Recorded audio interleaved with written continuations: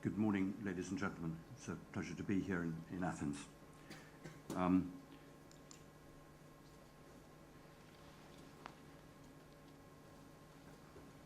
We look upon, I think cyber is, I look upon it a little bit as an extension of piracy. This started years ago by simply attempts to gain money by violence at sea. It has been followed more recently by what's been going on in Somaliland. And that was straightforward. Get hold of the ransom money.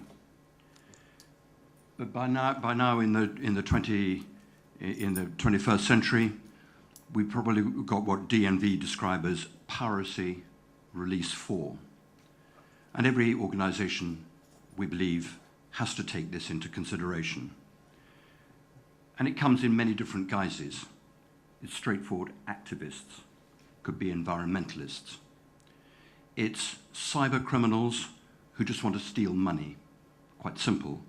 But it's also organized crime who wants to get hold of your data and to be able to sell it onwards, not necessarily overtly, but in the darkness.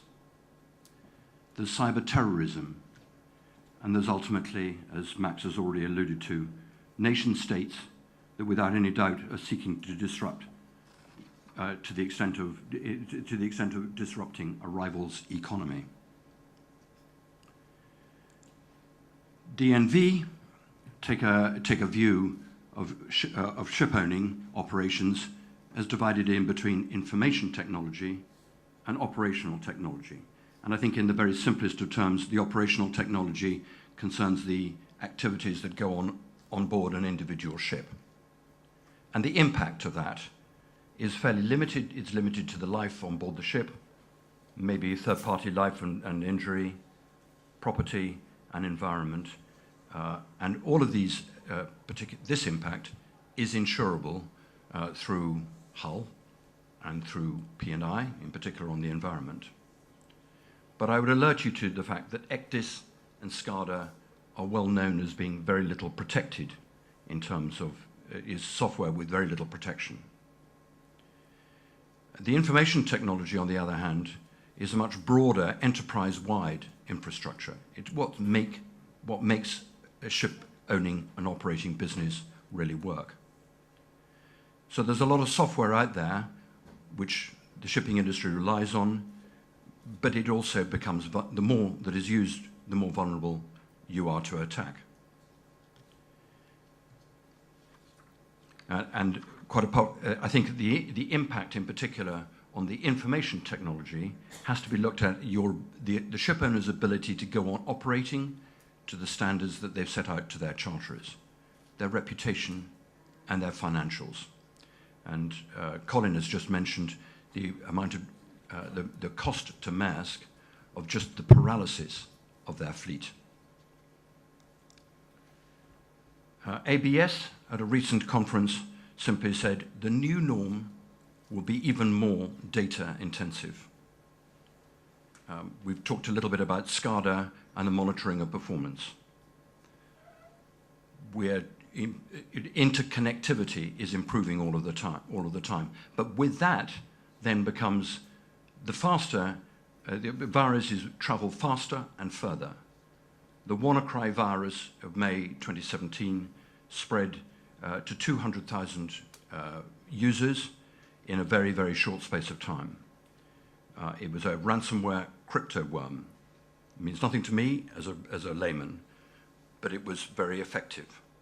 The sophistication of home computers is now almost as great, and the capacity of them is as great as a business computer.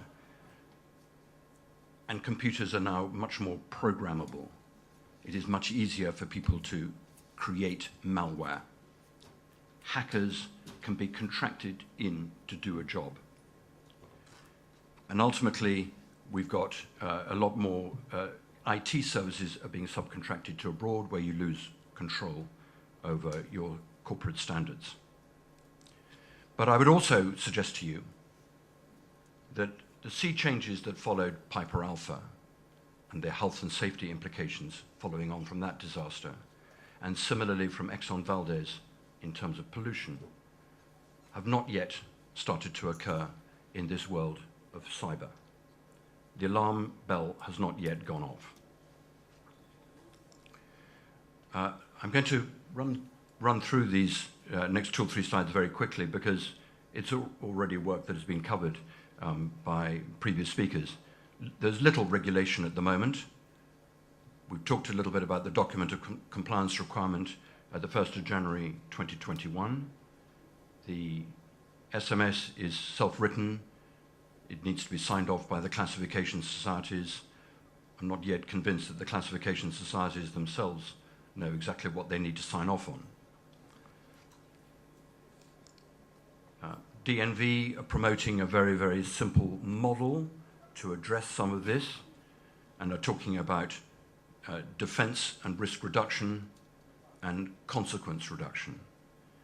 The models that are being promoted by, in particular, Hudson are quite a lot more sophisticated and are much more focused enterprise-wide rather than purely concentrating on the ship itself. The commercial pressures, however, I do think are worthwhile pointing out. TMSA3 is now already active. Colin has spoken about cyber seaworthiness. If a ship suffers a pollution incident at the moment, its SAR approvals are suspended pending their reinstatement, and I would speculate that in due course that is likely to happen as well when it comes to a cyber incident. I would also predict to you that RightShip are probably going to follow the same pattern as the tanker industry in applying some type of cyber approvals. So I think this is the debate that probably is taking place in a number of major ship owners' offices. Political ambition and ideologies are driving cyber crime. There's no good going into denial. Elimination of the threat of cybercrime is virtually impossible. It's how far you can eliminate them, and then at that point, turn to the insurance market, and the insurance market will be able to take on some of those risks according to how far you've gone down the learning curve, and the unknown risks, which are still very, very potent.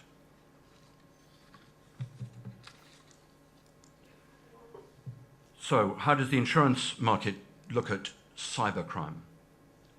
I've stolen some lost quadrants from Hudson Analytics.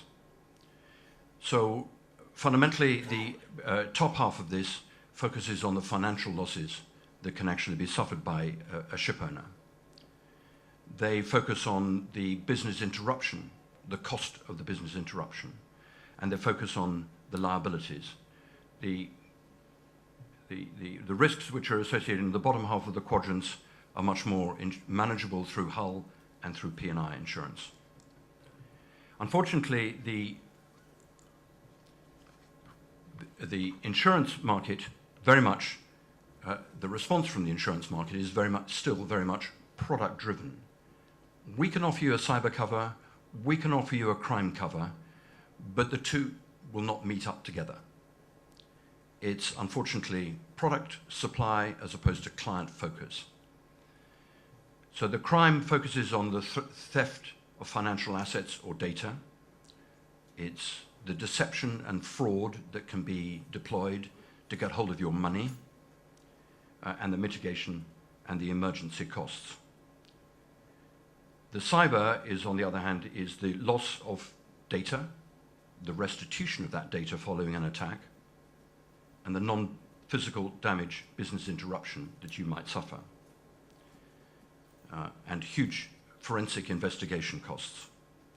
In the insurance market, I regret to say has not been so far, there's no such thing as cyber crime. It has been a compartmentalized insurance world. And so my challenge has been very much to try, for the marine sector, and I've been a marine broker for all my life, is to deliver a wording which actually is relevant to the operations of a ship owner, that integrates the risks associated with crime and cyber, that delivers a product which focuses on your operations at sea and ashore, and it is contingent upon P&I cover in terms of the cover that they provide. So we will continue to provide liability cover where the clubs cannot provide it, typically crew when they're ashore. The key risk components of what we're offering fundamentally look at crime, traditional crime covers. It does not include any physical damage cover at all. So we're talking about crime and this, what is collectively called social engineering. That is the manipulation of people to do things that they know that they shouldn't be doing, but are persuaded, either by clever use of email, by the planting of viruses in systems. And we talk about network compromises and data breaches. And here's a very quick summary, which I'm going to skip over, of the coverages that we're providing.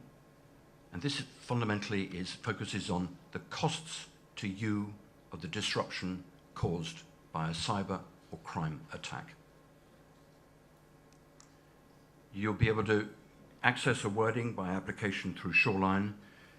There are very limited exclusions to the wording that we've provided. So if you link this presentation with a wording, you'll be able to see these key exclusions. I cannot do liquidated damages, contractual liability of that nature. I cannot do the collapse of your system following a force majeure. But we do war and terror. We do cyber terrorism. And currently, in the Lloyd's market, I have $30 million of capacity. It is on single limit basis for any one event, and in the annual aggregate, and led by Catlin, and supported by a significant service offering by Crawford in the event of any major any cyber claim. And that will be to supplement your own business continuity plans. More than anything else, we're selling this to owners, to operators, to crew and technical managers, and ultimately we'll go on to port and terminal operators. You can access a very simple questionnaire to enable us to get a rough indication, but the full questionnaire that we will need is all about the quantification of risk that Max and Colin have already referred to. And that is the most important thing. How far down is a ship owner down the learning curve that Max has shown to you?